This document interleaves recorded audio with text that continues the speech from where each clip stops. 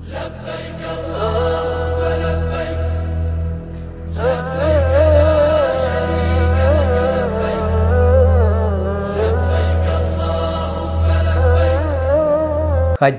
தியாகத்தின் பேரின்ப பெருவழி. அழகுற கோள்களிடை பூகோளம் கோலமிட்டு காலத்திடை பின்னிச்ச ராசரமும் பண்ணி செங்கோலோச்சும் மேகனல்லா நித்தம் நித்தியமாய கலிமா மொழியால் உனை துதித்தோமே அல்லாஹ் அல்ஹம்துலில்லாஹ். ஹஜ்ஜெனும் தியாகத்தின் பேரின்ப பெருவழியில் மானுடத்தின் கசடு படிந்த கல்புகளை ஈமானிய சம்சம் நிறை நீர் வாசத்தால் கழுவி எடுப்போம். கௌபாவின் திசையில் விசை கொண்டே வாழ்வொழுங்கு பேணிடுவோம். ஒளிபெருகும் பிறைவழியில் ஈதுல் அல்ஹாவின் இனிய பெருநாள் வாழ்த்துக்கள் பகிர்ந்திடுவோம்.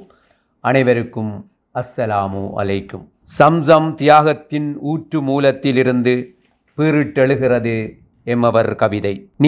நீர் மை நிரம்பி வழியும் பிறைமுனை பேனாவிலிருந்து வீரிட்டெழுகிறது எம்மவர் கவிதை. பாருங்கள், ஹஜ்ஜெனும் பெருநாளின் பெருமிதத்தை நம் கவிதை குடுவையில் நிரப்பி பரிமாறுவோம். வாருங்கள், ஹஜ்ஜெனும் பெருநாளின் பெருமிதத்தை நம் கவிதை குடுவையில் நிரப்பி பரிமாறுவோம். இனி நாடறிந்த ஊடகர் ஃபுர்கான் பி இஃப்திகார் அவர்கள். இறுதி தூதர் அவர்களது இறுதி ஹஜ்ஜின் அற்புதமான இறுதி பிரசங்கத்தை நினைவூட்டி பார்க்கின்றோமா? அறியாமை கால இரத்த பழிகள் அனைத்தும் ரத்து செய்யப்பட்டு விட்டன. அறியாமை கால இரத்த பழிகள் அனைத்தும் ரத்து செய்யப்பட்டு விட்டன. பழிவாங்கும் உரிமை எவருக்கும் இல்லை என இறுதி பிரசங்கம் செப்புகிறது. பழிக்கு பழி வேண்டாம் என்றனர் ஹூமான் நபி அவர்கள். ஆம், காலமில்லா காலம் பாடிய கவிஞர் நஃபீல். அழுக்கு துணி போடும் மூங்கில் கூடையின் மூடியை தூக்கி பார்ப்பது போல் அஞ்சுகிறது உலகம். ஆயிரக்கணக்கான பெண்கள் மானமிழந்த போது உன் தாய் தப்பினாள் என்பதில் பெருமை கொள்ள ஒன்றுமில்லை மகனே. கண்திரவாய் தந்த கவிஞர் தாசி மஹமட். உலகிலேயே ஒரு பெரிய வாக்குப்பட்டி உண்டென்றால் அது கவபாதான். ஓட்டு போடும் ஒவ்வொருவரும் பிரதிநிதிகள் தான், அல்லாஹ்வின் பிரதிநிதிகள் தான். ஓட்டு போட லட்சக்கணக்கில் வாக்காளர்கள். தகுதி என்ன தெரியுமா? ஓட்டு போட லட்சக்கணக்கில் வாக்காளர்கள் தகுதி என்ன தெரியுமா? முஸ்லிம் ஆயிருத்தல்.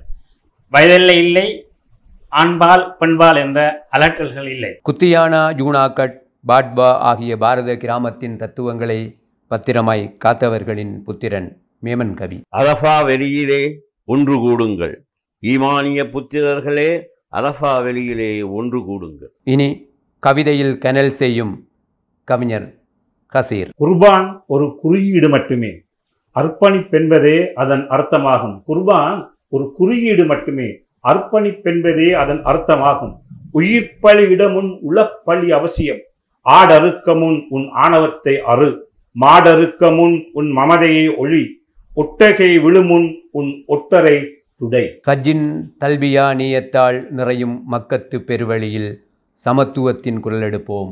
லப்பைக் அல்லாஹும்ம லப்பைக், லப்பைக் அல்லாஹும்ம லப்பைக். ஆம், நாம் அறுவர் கூடினோம் நம் கவிதை குடுவையில் நிரப்பி பரிமாற ஹஜ்ஜின் சிறப்புகளை. நாவில் பட்டாலே கல்பூரும் சம்சம்மாய், நாவில் பட்டாலே கல்பூரும் சம்சம்மாய், கவியூரும் புறைவெளியின் ஒளியில் நாம் அறுவர் கூடினோம். நம் கவிதை குடுவையில் நிரப்பி ஹஜ்ஜின் பெருமைகளை பரிமாறக் கூடினோம். ஹஜ்ஜு பெருநாள் கவியரங்குகள் பொதுவாக கவிதைகளால் நிரம்பி வழிகின்ற காலத்தில் நாம் வித்தியாசமாக சிந்திக்கலாம் என்று யோசித்தோம். கவிதைகளோடு இணைந்ததாக எங்கள் அனுபவங்களை பகிர்ந்து கொள்கின்ற, எங்கள் மண்ணின் ஹஜ்ஜு பெருநாள் சிறப்புகளை உங்களோடு பகிர்ந்து கொள்கின்ற ஒரு உரையாகவும் இது அமைய இருக்கின்றது. கவிஞர் தாசி முகமது அவர்களே, நீங்கள் ஹஜ்ஜுக்கு சென்றிருக்கிறீர்கள். உங்களது ஹஜ்ஜிலே மக்கா கௌபாவை கண்டபோது நீங்கள் பெற்ற உணர்வுகளை இப்போது பரிமாறுங்கள். 2002ஆம் ஆண்டு நானும் எனது தாயாரும் எனது மனைவியுடன் ஹஜ்ஜுக்கு சென்றோம்.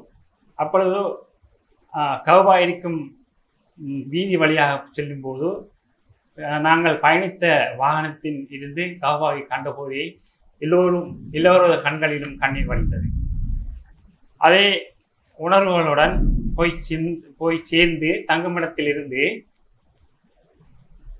ஒரு நாள் அதிகாலை வேளையில் நானாகவே எழுந்து கௌபாவின் கௌபா அமைந்திருந்த இடத்துக்கு பக்கத்தில் தான் நாம் தங்கியிருந்தோம். நான் நடந்து வந்து அந்த கௌபாவை பார்த்து கொண்டே இருந்தேன். பார்த்து கொண்டு இருக்கும்போது எனக்கு பல பக்தி உணர்வுகள் எல்லாம் தோன்றியது. முக்கியமாக நான் பார்த்தது என்னவென்றால், கௌபாவுக்கு மேலால் பறவைகள் ஒன்றும் பறக்காதாம் என்று நான் ஏற்கனவே அறிந்திருந்தேன். அதை உன்னிப்பாக கவனித்த போது அது உண்மையாகத்தான் இருந்தது. அந்த அனுபவம் உண்மையிலேயே என்னால் மறக்க முடியாத, இன்னும் நினைவுக்கு வருகின்ற ஒரு அனுபவமாகத்தான் அதை கருதுகின்றேன். உண்மையில் ஹஜ்ஜு செய்கின்ற பாக்கியம் எல்லோருக்கும் இறை அருளாக கிடைக்க வேண்டும் என்று இந்த வேளையிலே கூட நாங்கள் பிரார்த்தனை செய்து கொள்வோம். ஹசீர் அவர்களே, உங்களது மக்கத்து அனுபவங்களை சொல்லுங்கள். அல்லாஹ்வின் அருளால் எனக்கு முதலாவது ஹஜ்ஜு செய்யும் பாக்கியம் 1981ஆம் ஆண்டில் கிடைத்தது. இன்றைக்கு கிட்டத்தட்ட 43 வருடங்களுக்கு முன்னர் எனக்கு அந்த அனுபவம் கிடைத்தது. நான் தொழிலுக்காக சவுதி அரேபியாவுக்கு போயிருந்த நேரம் ரியாதில் ஒரு 5 நட்சத்திர ஹோட்டலில் நான் முகாமையாளராக போய் சேர்ந்த புதிது. போய் சேர்ந்து ஒரு மாதத்துக்குள்ளேயே ஹஜ்ஜி வந்தது. ஹஜ்ஜிக்கு போவதற்கான எல்லா ஏற்பாடுகளையும் அந்த ஹோட்டல் நிர்வாகம் இலவசமாக செய்து அங்கு வேலை செய்து கொண்டிருந்தவர்களுள் விருப்பமானவர்களை ஹஜ்ஜிக்கு அவர்களுடைய செலவிலேயே அவர்களுடைய ஏற்பாட்டிலேயே அனுப்பி வைத்தார்கள். அப்படியாக எங்களுக்காக ஒரு மினி பஸ் தரப்பட்டது. அந்த மினி பஸ்ஸில் நாங்கள் போனோம். நாங்கள் போயிட்டு அப்படி முதல்ல போகும்போது மதீனாவுக்கு போயிட்டு அதுக்கு பிறகு மக்காவுக்கு போகிற நோக்கத்தில் தான் நாங்கள் பயணம் ஆரம்பிச்சுட்டு போனோம். மதீனாவுக்கு போனோம். மதீனாக்குள்ளே போய் நுழைஞ்ச உடனே எங்களுக்கு மதீனாவில் மஸ்ஜித் நபவியை கண்டுகொள்றதுக்கான ரோட்டு தெரியா, எங்களுக்கு யாருக்கும் தெரியும். நாங்கள் எல்லாரும் வெளிநாட்டாக்கள், டிரைவரும் இலங்கையை சேர்ந்த ஒருத்தர். அப்போ மதீனாவுக்கு போயாச்சுது எப்படியோ. இப்போ மஸ்ஜித் நபவிக்கு எப்படி போகிற எங்கால ரோட் சுற்றி பார்த்தா கிடைக்கிது இல்லை. அப்போது கடை திறந்து இருந்துச்சு.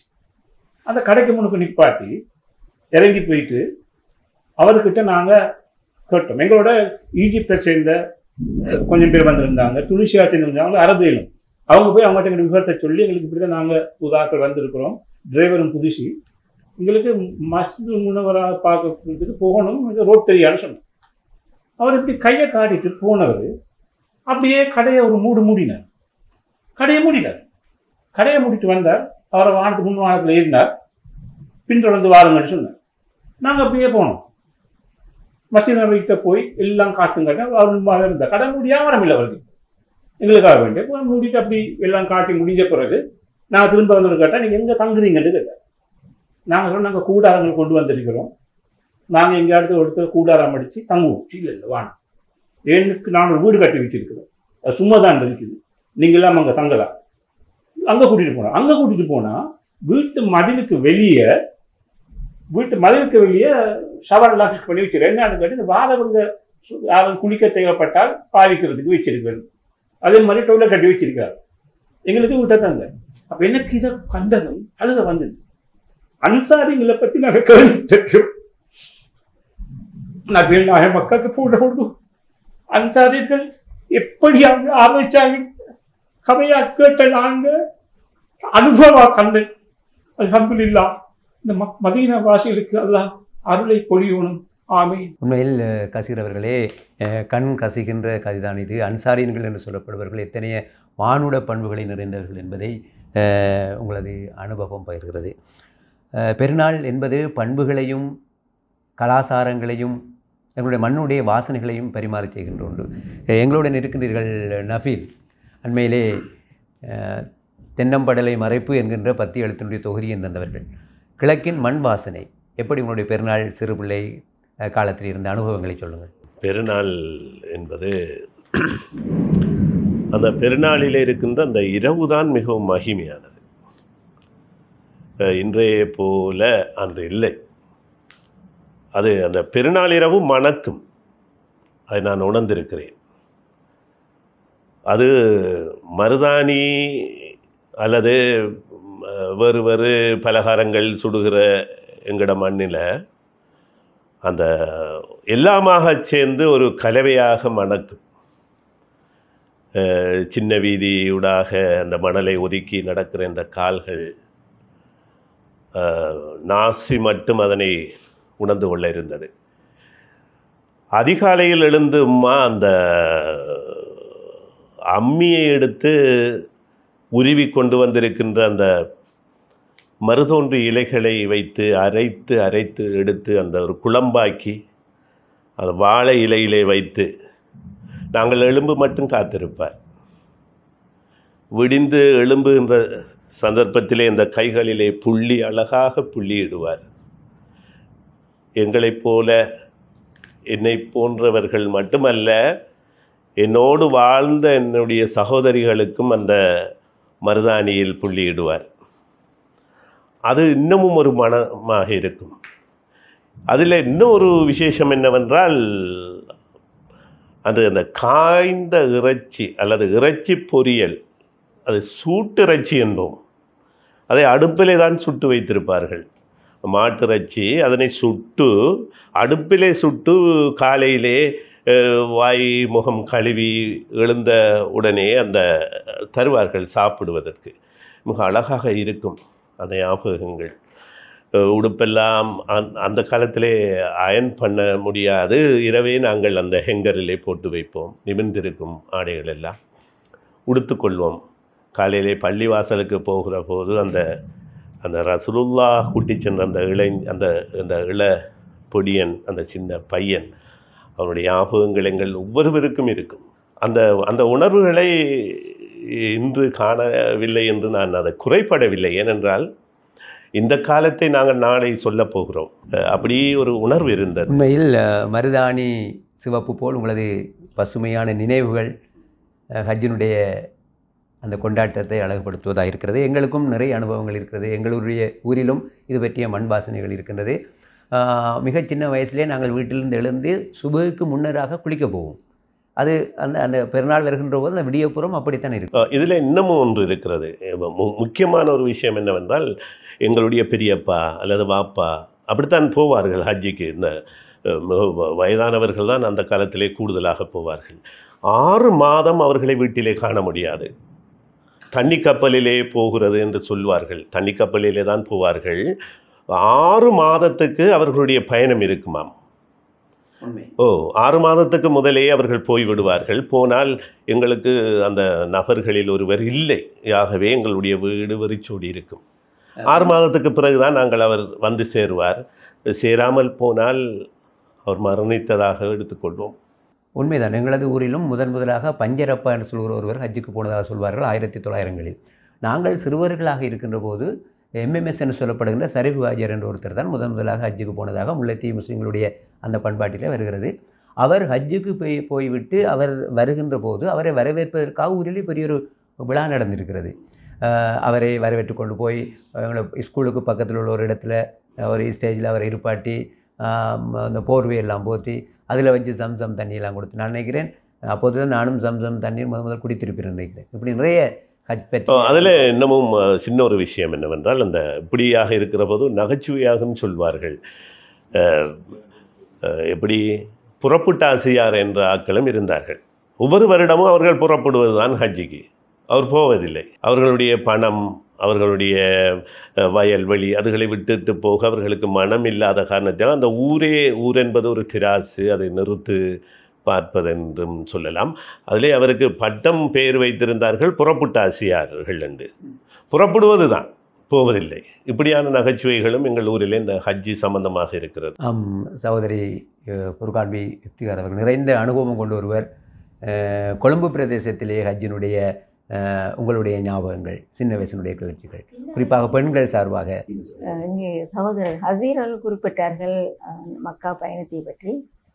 உண்மையிலே அதில் ஒரு சின்ன ஒரு விஷயத்தை நானும் சேர்த்துக்கொள்ள நினைக்கின்றேன். நான் இன்னும் ஹஜ்ஜி செய்யவில்லை, உம்ராவுக்கு போயிருக்கிறேன். நான் நினைக்கிறேன் சுமார் 42-45 வருடங்கள் இருக்கும். உம்ரா போன நேரம் தாய்ப்புக்கு கூட்டிகிட்டு போனார்கள். ஏன்னா நாங்கள் அப்போது அந்த இஸ்லாமிய சரித்திரங்களை, அந்த சம்பவங்களை இதெல்லாம் படித்து தலையில் இருக்கும். அந்த இடத்துக்கு போனால் இதுதான் அந்த வரலாறு தான் டக்குன்னு வரும். அப்போ அந்த நான் சென்ற வாகனத்திலிருந்து இதுதான் தாய் இறங்கி கொண்டோம்னா எனக்கு காலக்கீழே வச்சுட்டு நான் செருப்பு போட்டிருந்தேன். எனக்கு என்னவோ இந்த இடத்துல எல்லாம் நாயகத்தில் பாதம் பட்ட இடம் என்றால் நான் செருப்பு போட்டு கொண்டு இறங்குறேன். ஏன்னா அது ஒரு கணம் எனக்கு ஏதோ ஒரு என்னமோ மாதிரி நான் டக்குன்னு செருப்பை கழட்டி பஸ்ஸில் அதில் வச்சுட்டேன் போன வாகனத்தில். பிறகு செருப்பு இல்லாமல் தான் அந்த இடத்துல எல்லாம் நான் போயிட்டு வந்தேன். அது எனக்கு இப்போவும் ஞாபகத்துக்கு வருது. அந்த இதிகாச சம்பந்தமானதை பார்க்குறேன்னா எங்களுக்கு அதுதான் வரும். அந்த அதை ஒரு ஜொலி பண்ணுற மூட் வராது. இப்போ மக்காவிலிருந்து கபாவை பார்க்க நேரம் இப்போல்லாம் சொல்கிறாங்க நிறைய கூட்டம் எல்லாம் உட்காந்துட்டு இருக்க முடியாது, அனுப்பிடுவாங்கன்ட்டு தான் சொல்கிறாங்களா. ஆனால் நான் போன நேரம் அப்படி பெரிய கூட்டங்களை நான் காணல. அங்கேயே அமர்ந்து இருக்கலாம், அங்கேயே ஒரு பக்கமாக அமர்ந்திருந்து பார்த்து கொண்டே இருக்கிறது.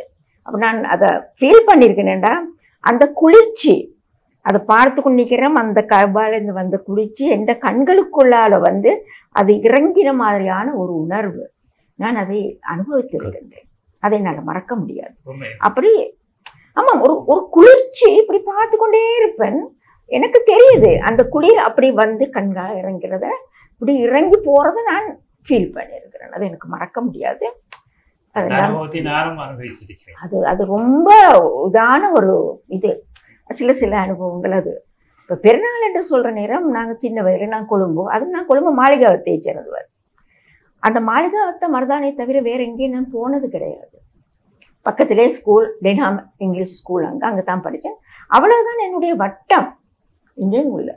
ஆனால் அந்த வயதில் பெருநாள்ண்டா இவங்க சொன்ன மாதிரி மருதாணி, எனக்கு அதில் விருப்பம்.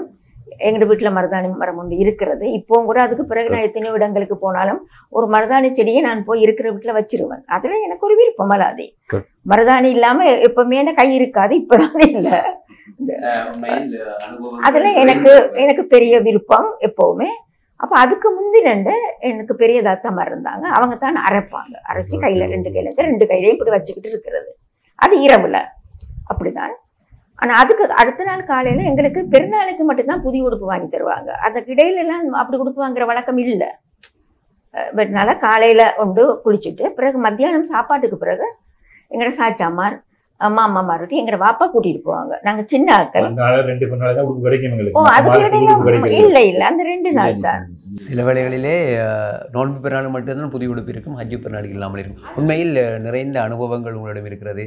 அதை உணர்வுபூர்வமாக சொல்கிறீர்கள். இந்த புர்கான்வி திகார் அந்த மருதாணி என்று சொன்ன போது எனக்கு அந்த துளிர் விடுது இந்த மருதாணி மனம். அதில் ஒரு சிறப்பு அம்சம் என்னவென்றால் முகத்திலே இல்லாமல் அது சிவக்காது, கையில தான் சிவக்கும். அது இன்னொன்று அந்த காலத்துல இன்னொன்று கட்டாயமா சொல்லணும். இந்த கோழி கறி எல்லாம் பெருநாளைக்குத்தான் சமைப்பாங்க, இடையில எல்லாம் கிடையாது.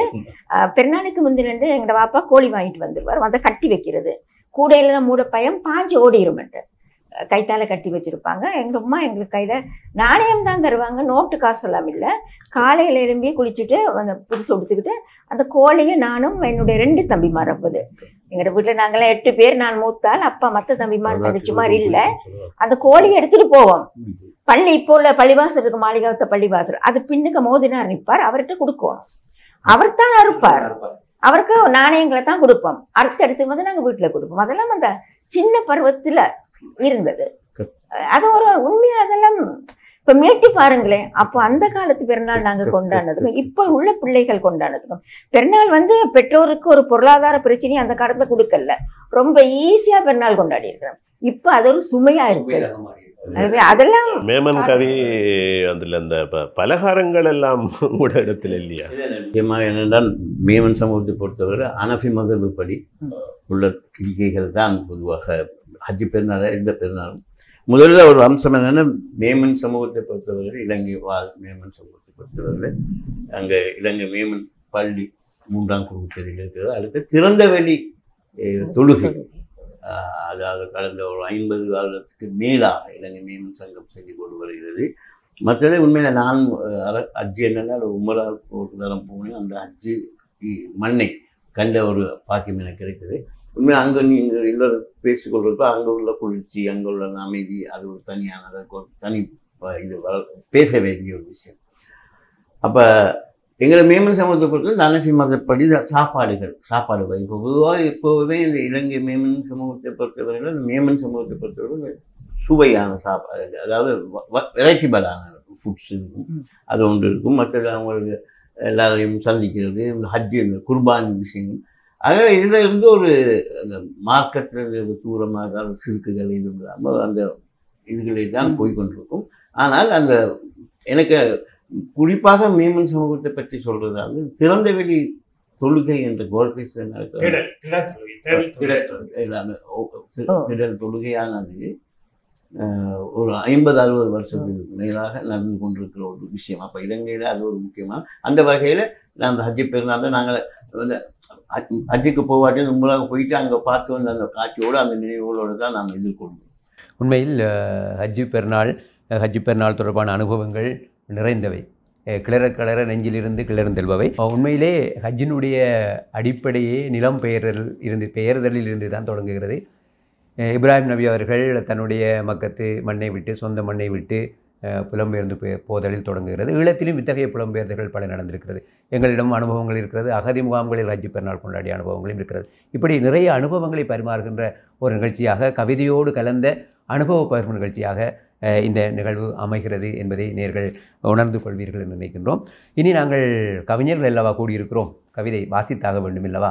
ஆகவே கவிதை வாசிப்புக்கு செல்கின்றோம். கௌபாவின் கிபிலாவில் தவாபுருகி கல்புருகி எழுகிறதெம் கவிதை.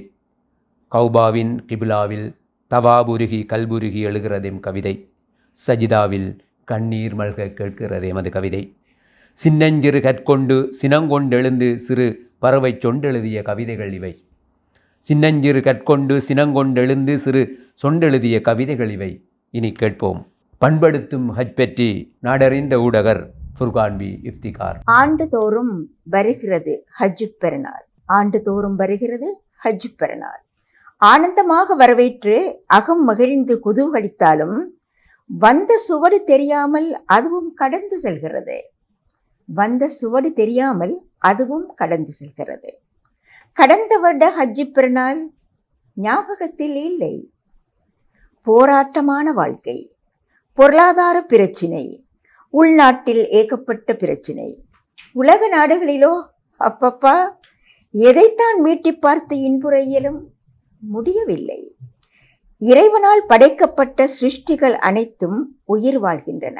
மனிதன் மட்டும்தான் வாழ்க்கையை நடத்துகிறான். வாழ்க்கையை ஒரு முறைதான் வாழ முடியும். வாழ்க்கையை ஒரு முறைதான் வாழ முடியும். தியாக திருநாள் குர்பான் கொடுத்தலோடு முற்று பெறுகிறதா?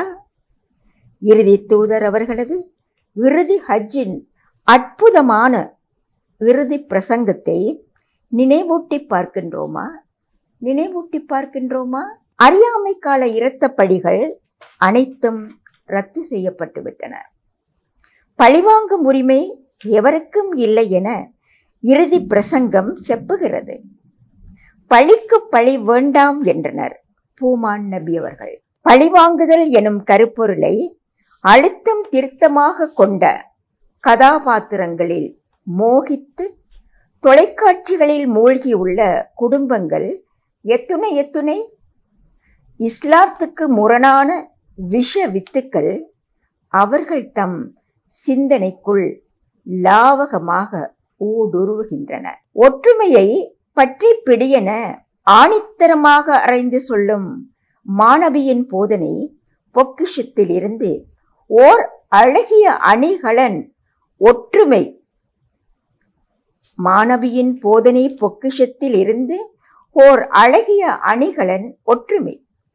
ஒற்றுமைக்கு கல்லறை எழுப்பிய நீதியற்ற மனிதர்களுக்கு, ஒற்றுமைக்கு கல்லறை எழுப்பிய நீதியற்ற மனிதர்களது அகச்சுத்தமின்மை அகிலம் அனைத்தையும் இன்று அசுத்தப்படுத்துகிறது.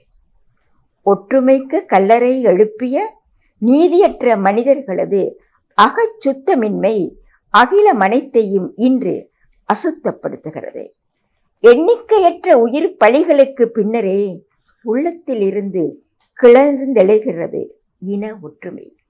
எண்ணிக்கையற்ற உயிர் பலிகளுக்கு பின்னரே உள்ளத்தில் இருந்து கிளர்ந்து எழுகின்றது இன ஒற்றுமை.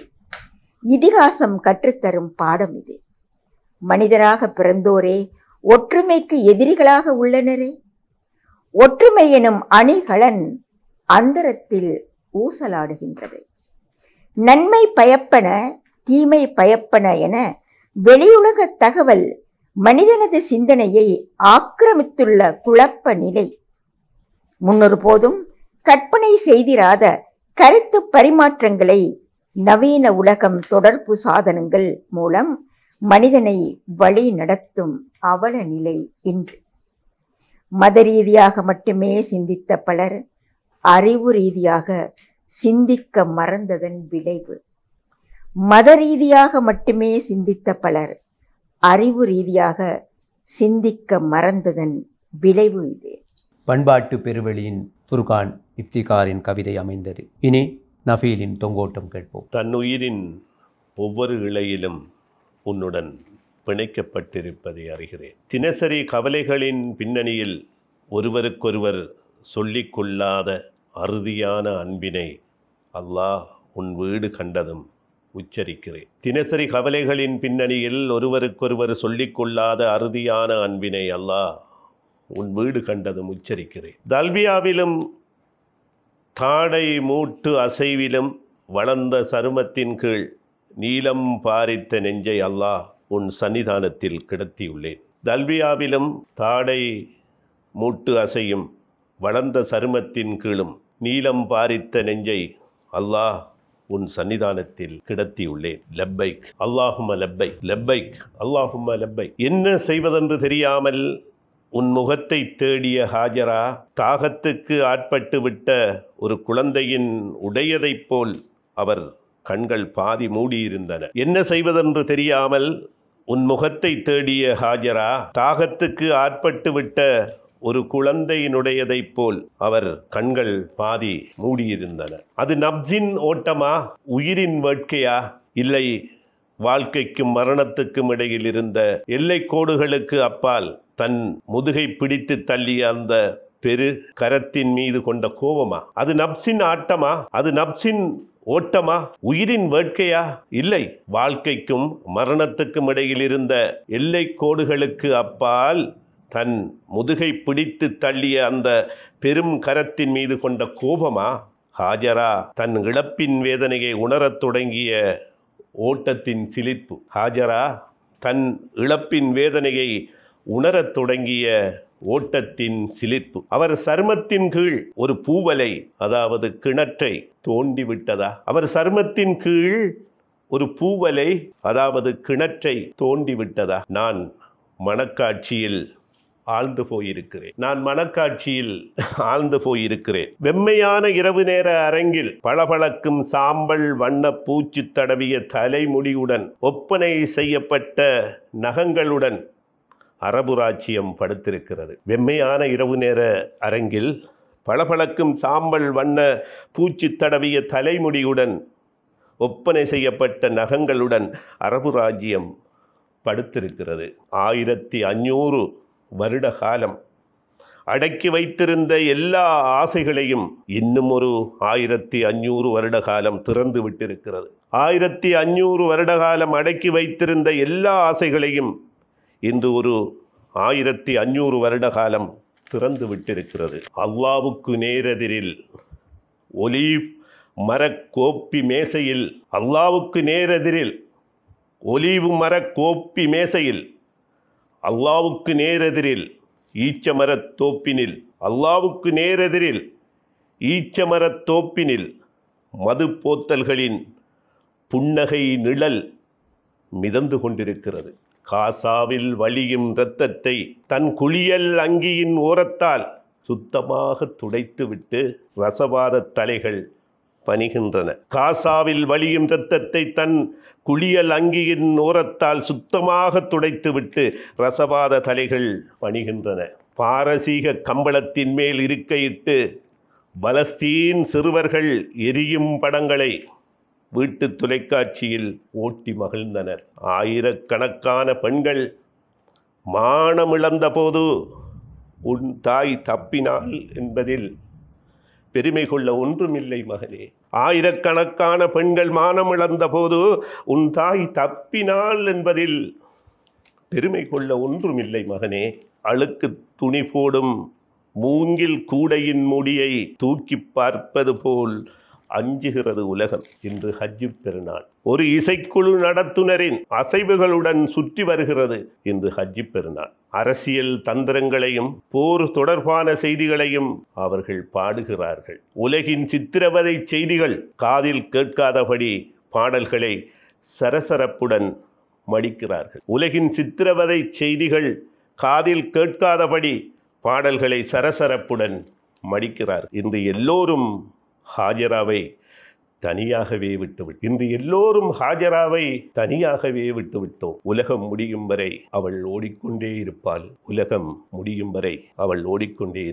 தொங்கோட்டம். இஸ்மாயிலின் காலடியில் ஒரு பூவல் தோன்றியது. கண்கள் பாதி மூடிய ஹாஜராவின் வரலாறு ஹஜ்ஜானது. ஆம், இன்னும் ஓடிக்கொண்டே இருக்கிறோம் நவீன ஹாஜராக்களாய். நபீலுக்கு நன்றியோடு இனி நாம் ஹஜ்ஜின் திசை கௌபாவின் கவிதை கேட்போம். கௌபா பற்றி கவிஞர் தாசிம் அகமட் பேசுவார். கௌபா ஒரு வாக்குப்பட்டி, அது வாழ்வை ஆக்கும் பெட்டி. அது கருப்பு பெட்டி, அந்த கருப்பு பெட்டியில் என்ன இருக்கிறது? தாசிம் அகமட் அவர்களே. அர்ப்பணிப்பு, தியாகம், அடிபணிதல் மூன்றும் பொற்புடன் அமைந்தது புனித ஹஜ். இந்த நற்கிரிகைகள் அனைத்தும் யாருக்கு? அல்லாஹுக்கு. அடிபணிதல் மனித ஜின் வர்க்கத்துக்கு இடப்பட்ட கட்டளை. அடிபணிதல் ஓர் இபாதத், அதற்குள் அடங்கும் ஏனைய இரண்டும். அடிபணிய மறுத்த ஷைத்தான் மனித குருதியுடன் கலந்துள்ளான். தொழுகையின் வரிசையில் இடைவெளி கிடைத்தால் புகுந்து கொள்வதும் அவன்தான். அவனை விடவும் நெருக்கமானவன் அல்லாஹ். உண்மை அடியானின் பிடரி நரம்பையும் விட நெருங்கி இருப்பவன். அல்லாஹுக்கு அடிபணிந்தால் இகவர வெற்றி.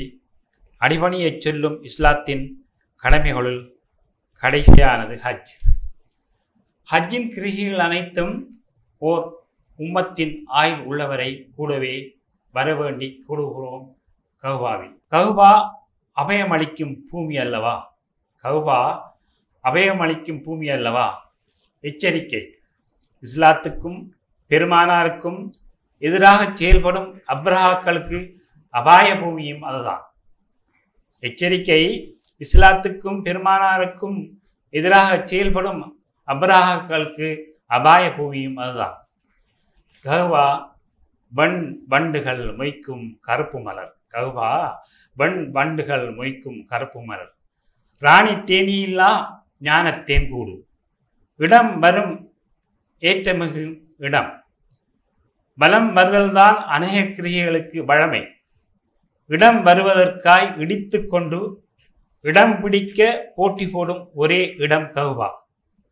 இடம் வருவதற்காய் இடித்துக்கொண்டு இடம் பிடிக்க போட்டி போடும் ஒரே இடம் கௌபா. ஹஜ்ருல் அஸ்வத் எனும் சொர்க்கத்தின் கல்லை பூமியில் சுமந்திருப்பது கௌபா. ஹஜ்ரத் அஸ்வத் எனும் சொர்க்கத்தின் கல்லை பூமியில் சுமந்திருப்பது கௌபா. கண்ணால் கண்டாலே பாவங்கள் காணாமல் போச் செய்தும் மகத்துவம் மிக்கது மக்கத்து கௌபா. கண்ணால் கண்டாலே பாவங்கள் காணாமல் போச் செய்யும் மகத்துவம் மிக்கது மக்கத்து கௌபா. உலகிலேயே ஒரு பெரிய வாக்குப்பட்டி உண்டென்றால் அது கௌபா தான். ஓட்டு போடும் ஒவ்வொருவரும் பிரதிநிதிகள் தான், அல்லாவின் பிரதிநிதிகள் தான். ஓட்டு போட லட்சக்கணக்கில் வாக்காளர்கள் தகுதி என்ன தெரியுமா? முஸ்லீமாயிருத்தல். வயதெல்லை இல்லை, ஆண்பால் பண்பால் என்ற அலட்டல்கள் இல்லை. ஓட்டமும் நடையுமாய் சபா மர்வாவில் ஓடும் காட்சி, பக்தர்கள் ஓடும் காட்சி. பாவங்களை கழுவ தண்ணீர் தேடியா, தாகங்களை தீர்க்க தண்ணீர் தேடியா, தேகங்கள் குளிக்க தண்ணீர் தேடியா? சந்தம் ஊற்று நில் நில் என்று சொல்லியும் நிற்காது ஓடிக்கொண்டிருக்கிறதே எதற்கு? உலகமாந்தர் பாவங்களை கழுவவா, தேகங்களை கழுவவா? அது ஓர் அருள். பெருமானார் அருளும் அப்படித்தான். அல்லாஹ் இந்த மண்ணுக்கு அளித்த கொடைகள் அனைத்திலுமே வள்ளல் நபியின் வரவொன்றே மகத்துவம் மிக்க கொடையாகும். அல்லாஹ் வழங்கிய அவ்வருளால் அகிலம் எங்கும் பொழிகின்ற அருளின் மாறி பேதமின்றி நெல்லும் வளர பொழிவது போல் புல்லும் வளர பொசிவதனால் விடாமல் பொழியும் மாறியென பெருமான் நபியை காண்கின்றோம். வானத்தில் பைத்துல் மஹ்மூர், பூமியில் புனித கௌபா. வானத்தில் பைத்துல் மஹ்மூர், பூமியில் புனித கஹுவா. ஆதிபிதாவாம் ஆதம் நபி அவர்கள் மேதினியில் கட்டிய வீடு கஹுவா. ஆதிபிதாவாம் ஆதம் நபி அவர்கள் மேதினியில் கட்டிய வீடு கஹுவா. கஹுவாவை காணும் கண்கள் எல்லாம் தௌபா செய்து மீளும் கண்களாய் பாவ மீட்சி பெறும். கஹுவாவின் 4 மூலைகள் கணக்கில்லா கதைகள் சொல்லும். கஹுவாவின் 4 மூலைகள் கணக்கில்லா கதைகள் சொல்லும். ஒவ்வொரு மூலையும் உலகின் வெவ்வேறு கோணங்களில் திவ்ய அருள் பாலிக்கும். ஒவ்வொரு மூலையும் வெவ்வேறு கோணங்களில் திவ்ய அருள் பாலிக்கும். கஹுவாவின் அல்லாஹ்வின் அருள் பூமிக்கு பவ்யமாய் பகல் இரவாய் இறங்குமாம். இறங்கும் 120 இறை அருள்களில் ஒரே ஒரு போற்றும் அருள் மட்டும் பூமியை பாலிக்க போதுமாகுமாம். இறங்கும் 120 இறை அருள்களில் ஒரே ஒரு போற்றும் அருள் மட்டும் பூமியை பாலிக்க போதுமாகுமாம். சுடுகின்ற பாலைவனத்தில் காற்சுவடுகள் பதிந்திருக்கும் மகாமே இப்ராஹிம் மகன் இஸ்மாயில் கதைகளும், கஹுவாவின் புனர் நிர்மாணம் உலகம் முடியும் வரை போற்றுகின்ற வரலாறும் உணர்த்தும் பல கதைகள். மலக்குகளும் ஜின்களும் அளக்கவண்ணா எண்ணிக்கையில் அனுதினமும் தவாப் செய்யும் அற்புதம் நிகழ்வதும் கஹுவாவில் தான். தௌபா செய்து பாவ மீட்சி பெறுவதும் கஹுவாவில் தான். பலஸ்தீன சிறுவர்கள் கல் ஆயுதம் போல் சைத்தான்களை விரட்ட ஜம்ராக்களில் வீசப்படும் கற்கள் குவியல்களாய் வானத்தில் பக்கம் உயர்த்தப்படுமாம். பலஸ்தீன சிறுவர்களின் கல் ஆயுதம் போல் சைத்தான்களை விரட்ட ஜம்ராக்களில் வீசப்படும் கற்கள் குவியலாய் வானத்தில் பக்கம் உயர்த்தப்படுமாம். காசாவில் நடக்கும் இனப்படுகொலைக்கு எதிராக பேசாமல் ஒரு நாள் பெய்யட்டும் கல்மாரி பொழிந்து கைவர்கள் அழியட்டும். நவீன அப்ரஹாக்கள் நாசமாய் போகட்டும். பெருமானார் செய்த இறுதி ஹஜ் பேருரை பிரசித்தம் பெற்றது. உலக முடியும் வரை உம்மத்துக்களின் வாழ்வு முறை எடுத்து எம்புகிறது அந்த இறுதி ஹஜ். உலக முடியும் வரை உம்மத்துக்களின் வாழ்வு முறை எடுத்து எம்புகிறது அந்த இறுதி ஹஜ் உரை. அதை படித்து பார்க்கவும் வழி பிறந்திருக்கிறது வல்லூர்களின் பொல்லாட்சியலால். ஒரு சிலரால் படிக்கப்படாதிருந்த பெருமானார் பெருந்திரளானோரால் படிக்கப்படுவதை நீங்கள் படித்து பார்க்கவில்லையா? பல்வகை ஊடகங்களிலும் படித்து பார்க்கவில்லையா? நமது சிந்தனை அபாவியல்களை சிறகடித்து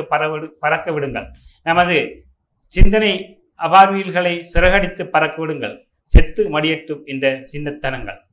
கத்தியின்றி இரத்தமின்றி யுத்தம் செய்ய கற்றுத்தருவது ஹஜ். கல்புடன் யுத்தம் செய்ய கற்றுத்தருவது ஹஜ். ஏற்றுக்கொள்ளப்பட்ட ஹஜ்ஜுக்கு இறைவன் தரும் கூலி சொர்க்கம். சொர்க்க வாசல் திறந்திருந்தால் சுகமாய் அங்கு புகழாமோ? மக்கள் துயரை உணராது மார்க்கம் பேச வரலாமோ என கவிதை எழுதிய என் பேனா முஸ்லிம் உம்மாவின் வாழ்வு பற்றியும் சில வரிகள் எழுதியது. ஒருமுறை பிறப்பு, ஒருமுறை வாழ்வு, ஒருமுறை இறப்பு, இவைதாம் இஸ்லாத்தின் சிறப்பு. 3 நிலையிலும் முக்தி பெற வழி என்ன? ஒருமுறை பிறப்பால் கிடைத்த ஒருமுறை வாழும் வாழ்வை ஒருமுறை இறக்க முன்னர் எந்த வழி கொண்டு வாழ்வது? அதற்கு இஸ்லாம் வழங்கியது இலக்கணம். இலக்கணம் இல்லாத வாழ்க்கை இருக்கலாமோ? இஸ்லாம் தந்த இலக்கணத்தில் எல்லா வடிவத்திலும் இலக்கணம் தருவது ஹஜ். இலக்கணம் இல்லாமல் வாழ்க்கை இருக்கலாமோ? இஸ்லாம் தந்த இலக்கணத்தின் எல்லா வடிவத்திலும் இலக்கணம் தருவது ஹஜ். மனிதா, நீ ஆடையின்றி பிறந்தாயே, ஆனால் பாவங்கள் நிறைந்த ஆடையுடன் அல்லவா நீ உலவித் திரிகின்றாய். மனிதா, நீ ஆடையின்றி பிறந்தாயே, ஆனால் பாவங்கள் நிறைந்த ஆடையுடன் அல்லவா நீ உலவித் திரிகின்றாய். வாழும்போது நல்ல நெறி கொண்டு வாழ். மரணத்தின் பின் உள்ள வாழ்வை நினைத்து நட. அதற்கான ஆடைகளை நெய்தி வைத்துள்ளது இஸ்லாம். இறைவா, உனக்கு அடிபணிந்தேன், உன்னை அர்ப்பணித்தேன், உனக்காக தியாகங்கள் செய்ய சித்தமாய் உள்ளேன். சொல், செயல், எண்ணம் எல்லாம் உனக்கே. பாவங்கள் நெய்த ஆடையுடன் வந்துள்ளேன். ஆடையின்றி பிறக்கும் பாலகனாய் என்னை மாற்று. இறைவா, ஆடையின்றி பிறக்கும் பாலகனாய் என்னை மாற்று. இஸ்லாம் நெறி நெய்த ஆடைகளை பூண்டவனாய் இறுதி வரை வாழ்வேன் என வரும் ஹாஜிகளை வரவேற்க காத்திருப்போம். ஆம், சிந்தனை அபாவில்களை சிறகடித்து பறக்க விடுங்கள், செத்து மடியட்டும் சின்னத்தனங்கள் என்றார் கவி.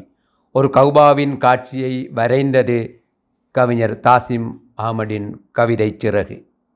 சின்னஞ்சிறு கற்கொண்டு சினங்கொண்டெழுந்து சிறு பறவை சொண்டெழுதிய கவிதைகள் அபாபீலின் கவிதைகள். நாவில் பட்டாலே ஈமானியம் கல்வோரும் சம்சம், நமக்கெல்லாம் சொல்லுகின்ற செய்தி என்ன? சிறு பாலகனின் பிஞ்சு பாதத்தடியில் பூத்த நீர்ப்பூ போதும் போதுமென்ற அன்னையின் சந்தோஷ கண்ணீரின் பெருக்கு நமக்கெல்லாம் சொல்லுகின்ற செய்தி என்ன? வெயில் சுட்டு வெடித்த பாலை நிலத்தில்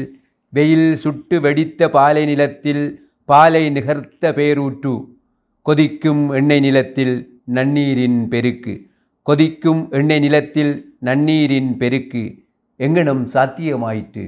இது எங்கனம் சாத்தியமாயிற்று? நம்பிக்கையில் துளிர்த்தது பெரு நீர் விருட்சமல்லவா? ஒரு பிஞ்சின் காலடி அவாவுகையில் அல்லாஹ்வின் அருள் ஈரம் சுரந்ததல்லவா? அல்லாஹ்வின் அருளே ஈரமாய் சுமந்ததல்லவா? அல்லாஹு அக்பர் என நெஞ்சில் ஈமான் வற்றவில்லை. நிலம் துறந்து நீ ஏகு, திசையும் தெரியா கொடு நிலத்தில் குடும்பம் பிரி தனித்து அலை. நிலம் துறந்து நீ ஏகு, திசையும் தெரியா கொடு நிலத்தில் குடும்பம் பிரி தனித்து அலை. அல்லாஹு அக்பர் என தனித்தலையும் தேடல் பாலை நிலத்திலும் வற்றவில்லை. பசித்த வயிற்றில், தாகித்த உதட்டில், களைத்து போன காலடியில் ஈமானிய சொற்கள் நிரம்பின. ஏகனின் கட்டளையனின் ஏற்றமே என்கிற நம்பிக்கை. ஏகனின் கட்டளையனின் ஏற்றமே என்கிற நம்பிக்கை முயன்று தோற்றதில்லை. தோற்று அழிந்ததில்லை. கக்கனின் அருள் மழை அற்புதம் பாலகனின் காலடியில் ஊறிற்று. அல்லாஹு அக்பர் என ஜம்சம் போதுமென மனம் பொங்கி விரிந்த நீர் விருட்சம். போதுமென மனம் பொங்கிட விரிந்த நீர் விருட்சம். சுடுநிலத்தின் குளிர் நிழல் தோப்புவது. ஜம்சம் தாய் செய் தொப்புள் கொடியென படர்ந்த அன்பின் கொடியுறவு. இதயத்தின் அழியாத உயிர்த்துடிப்பு. ஜம்சம் கண்ணீரின் ஊற்று, அது செந்நீரின் ஊற்று. ஜம்சம் வியர்வையின் ஊற்று, அதுவே பன்னீர் ஊற்று. ஜம்சம் ஊற்றெடுக்கும் திசையில் தாயொருத்தியின் வியர்வை துளிகளை காண்கிறேன். காசாவில் அழுத கண்ணீரில் மானுடம் வேகும் துயர் காண்கிறேன். ரபாவில் பெருகும் வெந்நீரில் பொங்கும் ஈமானிய வேகம் காண்கிறேன். பலஸ்தீன் குழந்தைகளின் கபன் துணியில் இன்னும் துடைத்தெறியப்படாத அட்டூழியத்தின் செந்நீரை காண்கிறேன்.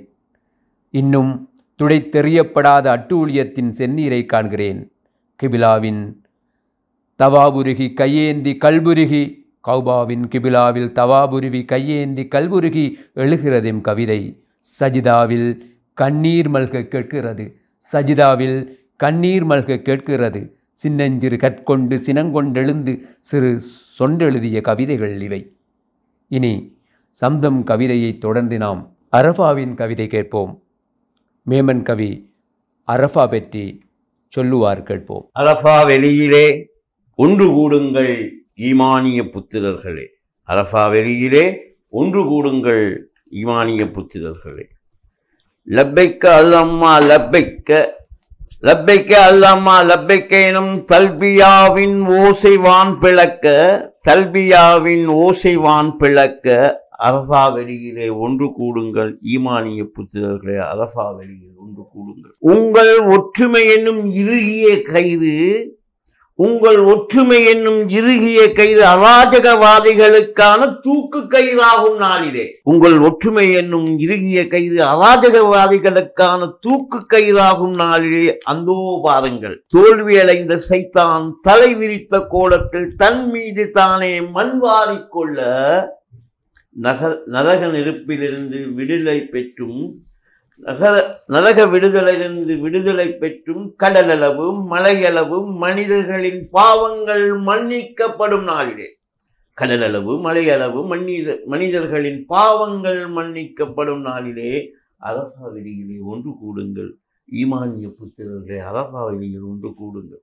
உச்சமான தல்பியாவின் உச்சமான தல்வியாவின் ஓசை புயலால் போலியான ஆட்சி செய்யும் கொடுகோலனின் ஏஜென்ட் சைத்தானின் ராஜ்யம் சரிந்து போடும் ஓர் யுகத்திலே.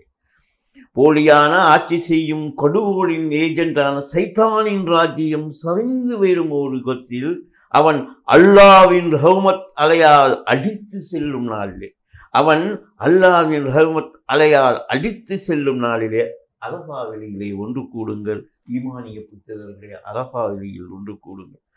மணல் துகள் அளவான மழைத்துளிகள் அளவான உலக மரங்களின் இலைகள் அளவான, மணல் துகள் அளவான மழைத்துளி அளவான உலக மரங்களின் இலைகள் அளவான அடியார்களின் பாவங்கள் மன்னிக்கப்படுவதைக் கண்டு பொறுக்க முடியாமல் சைத்தான் பதகளிக்கும் இந்த நாள் இது. உலக மக்களின் அடியார்களின் பாவங்கள் மன்னிக்கப்படுவதைக் கண்டு பொறுக்க முடியாமல் சைத்தான் பரிதவிக்கும் நாள் இது. அரஃபா வழியிலே ஒன்று கூடுங்கள். ஈமானிய புத்திரர்கள் அரஃபா வெளியில் ஒன்று கூடுங்கள். உம்மத்துக்கள் மீதான சதிகள் சுக்கு நூறாய் மாற, உம்மத்துக்கள் மீதான சதிகள் சுக்கு சூறாக மாற ஹிம்மத் இழக்காத, ஹிம்மத் துணிவு, ஹிம்மத் இழக்காத இதயங்களிலிருந்து புறப்படும் அல்லாஹு அக்பர் என்ற உச்சாரணத்தின் ஒழிக்க, அல்லாஹு அக்பர் எனும் உச்சாரணம் ஒழிக்க அரஃபா வழியில் ஒன்று கூடுங்கள். ஈமானிய புத்திரர்களை அரஃபா வெளியில் ஒன்று கூடுங்கள். ஈமானிய சமூகத்தின் வரலாற்றை இல்லாமலாக்க முனையும், ஈமானிய சமூகத்தின் வரலாற்றை இல்லாமலாக்க முனையும் சாமானிய சக்திகளின் சரித்திரம் சரிந்து போகும் காட்சி செய்திகளின் கஃபன் உடைகளின் ஒளியில் தெரிய லப்பைக்க அல்லாஹும்ம லப்பைக், லப்பைக்க அல்லாஹும்ம லப்பைக் என்னும் தல்பியாவின் ஓசை உச்சத்தில் ஒலிக்க துஷ்மன்கள் அச்சத்தில் ஓடிய துஷ்மன்கள் அச்சத்தில் ஓடிய அரஃபா வெளியிலே ஒன்று கூடுங்கள். ஈமானிய புத்திரர்களே, அரஃபா வெளியிலே ஒன்று கூடுங்கள். அடிக்க குனியும் வர்க்கம் அல்ல நாங்கள், அடிக்க குனியும் வர்க்கம் அல்ல நாங்கள். துடிக்க எங்களை அழிக்கும் துஷ்டர்கள் திட்டங்கள், துடிக்க எங்களை அழிக்கும் துஷ்டர்கள் திட்டங்கள் தூளாக எங்களை காக்க நடிக்கும் நய வஞ்சகரின் வேஷம் களைய, எங்களை காக்க நடிக்கும் நய வஞ்சகரின் வேஷம் களைய விடியும் எங்கள் பொழுதெல்லாம் அவர்களின் வீழ்ச்சியாய் விடிய, விடியும் எங்கள் பொழுதெல்லாம் அவர்களின் வீழ்ச்சியாய் விடிய அரஃபா வெளியிலே ஒன்று கூடுங்கள். ஈமானிய புத்திரர்களே, அரஃபா வெளியிலே ஒன்று கூடுங்கள். திரும்பும் வழியில் கருப்பு போர்வை போர்த்திய வெளிச்ச வீட்டுக்கு திரும்பும் வழியில் நீங்கள் விரும்பும் வகையில் சைத்தான் அவன் மீது கல்லெறியும் கலையை காசா பிஞ்சுகளிடம் கற்றுவாருங்கள். திரும்பும் வழியில் கருப்பு போர்வை போர்த்திய வெளிச்ச வீடுக்கு திரும்பும் வழியில் நீங்கள் விரும்பும் வகையில் சைத்தான் அவன் மீது கல்லெறியும் கலையை காசா பிஞ்சுகளிடம் கற்றுவாருங்கள். அங்கு சென்று கற்கள் மலை பொழியுங்கள். ஈமானிய புத்திரர்கள் தம் உரிமைகளை, உயிர்களை, உடைமைகளை, சொந்த மண்ணை, ஈமானிய புத்திரர்கள் தம் உரிமைகளை, உயிர்களை, உடைமைகளை, சொந்த மண்ணை இழந்து நிற்கும் வேதனையிலிருந்தும் சோதனையிலிருந்தும் விடுதலை பெற, ஈமானிய புத்திரர்கள் தம் உரிமைகளை, உயிர்களை, உடைமைகளை, சொந்த மண்ணை இழந்து நிற்கும் வேதனையிலிருந்தும் சோதனையிலிருந்தும் விடுதலை பெற பிறரை கொள்ளும் அல்ல பிறரை வெல்லும் வண்ணம் கண்ணீர் மல்க மல்க கல்பு கதைய துவா எனும் ஆயுதமேந்தி அரஃபா வெளியிலே ஒன்று கூடுங்கள். ஈமானிய புத்திரர்களே, அரஃபா வெளியில் ஒன்று கூடுங்கள். லப்பைக்க அல்லாமா லப்பைக் எனும் தல்பியாவின் பிரவாகத்துடன் அரஃபா வெளியிலே ஒன்று கூடுங்கள். இன்று எதிரிகளை வென்று வர அரஃபா குன்று அடிவாரத்தில், இன்று எதிரிகளை வென்று வர அரஃபா குன்று அடிவாரத்தில் ஒன்று கூடுங்கள். ஈமானிய புத்திரர்களை ஒன்று கூடும். இல்லை என்றால் எல்லையில்லா தொல்லை தரும் வல்லூர்கள் கவனம். இல்லை என்றால் எல்லையில்லா தொல்லை தரும் வல்லூர்கள் கவனம். எம்மை கொன்று தீர்த்து விடுவார்கள் கவனம்.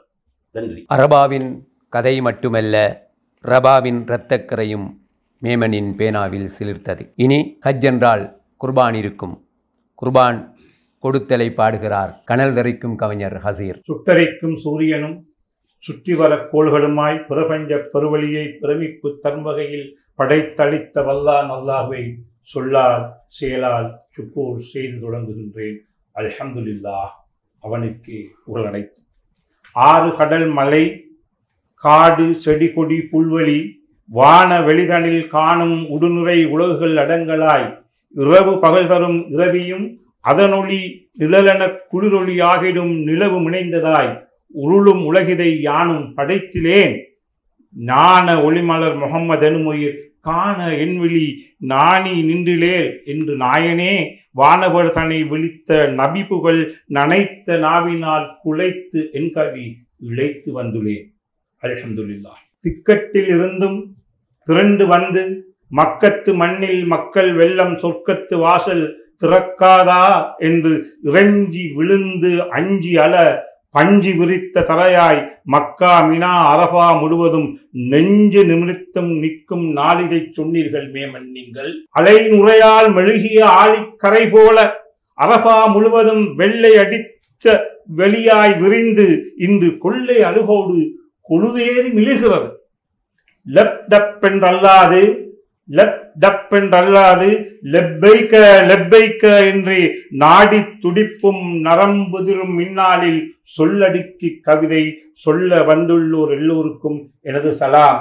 அஸ்ஸலாமு அலைக்கும். காற்றில் கலந்து வரும் கவியமுத சாற்றை பருக காத்திருக்கும் காதுகட்கும் கண்களுக்கும் கனியமுத தமிழ் தெளித்து சாட்டுகிறேன் சலாம்.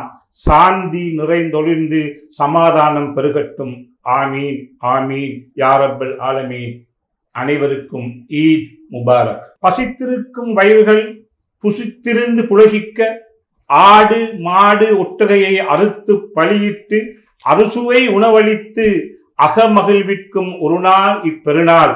ஏழைகள் வாழ்வில் இது திருநாள்.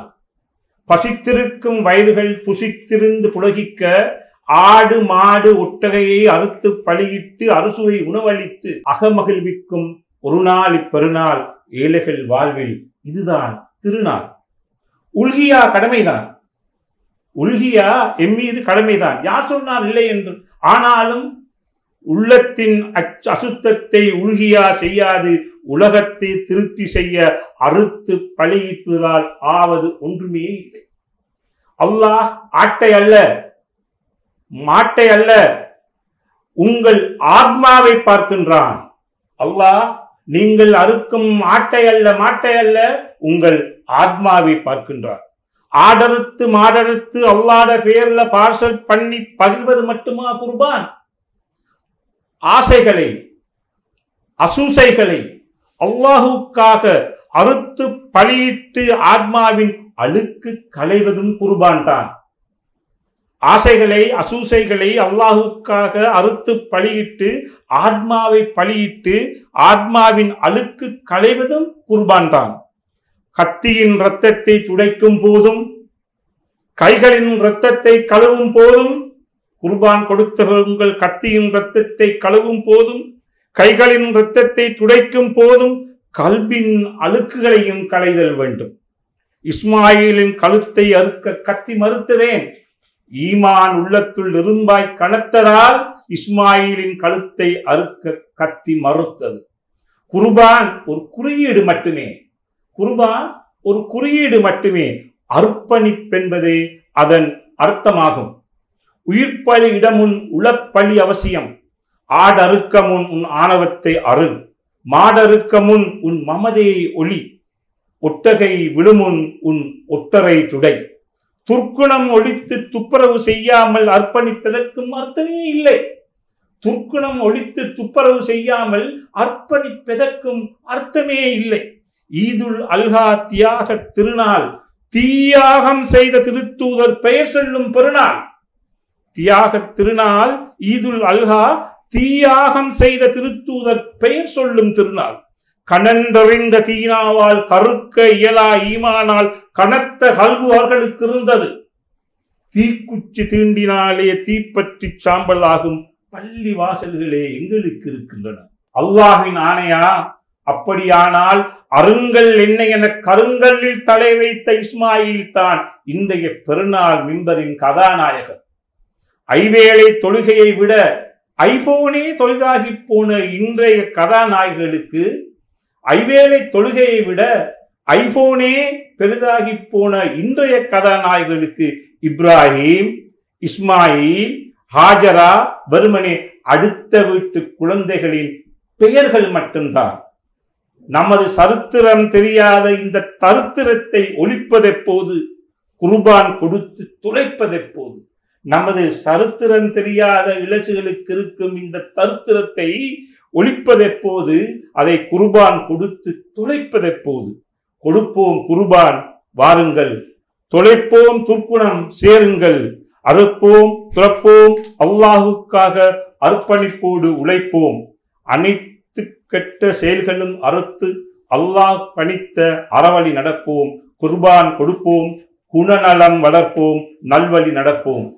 மனசு கணக்கும் இப்பெருநாளில் எனக்கு தரப்பட்ட தலைப்பில் எழுதினேன். மனசு கணக்கும் இப்பெருநாளில் எனக்கு தரப்பட்ட தலைப்பில் எழுதினேன். கணப்பாய் கலனும் கல்வின் ஆத்ம கொதிப்பை, கண்ணீர் ஒழுகும் கல்வின் கவிதையை, செந்நீர் சேற்றில் புதரின் மதை கதலை, செந்நீர் சேற்றில் புதையுறும் மதலையின் கதறலை, முத்தமிட வேண்டிய முத்து முகத்துக்கு கத்தமுள் குருவான் ஓதும் கொடுமையை, முத்தமிட வேண்டிய முத்து முகத்துக்கு கத்தமுள் குருவான் ஓதும் கொடுமையை இத்தனை காணும் இப்பெருநாளில் எப்படி என் கவிதையை எழுதி முடிப்பேன்? இப்பெருநாளின் கதாநாயகர்கள் பிறந்த மண் சதா கவர்கையில், இப்பெருநாளின் கதாநாயகர்கள் இஸ்மாயில், இப்ராஹிம், ஹாஜரா பிறந்த மண் சதா கவர்கையில் கவிதையை எழுதுவதெப்படி? அலை நுரை போல் மெழுகிய ஆலிக்கரை போல் அரபா என்றேன். வெள்ளை உடுத்த வெளியாய் கொள்ளை அழகொளிரும் அரபா என்றேன். அரபா அழகுதான், அலிபை அலையுங்கள். அரபா அழகுதான், அதன் அலிபை அலையுங்கள். ரஃபா தெரியும் உங்களுக்கு. அரபா அழகுதான், அதன் அலிபை ஒதுக்குங்கள், உங்களுக்கு ரஃபா தெரியும்.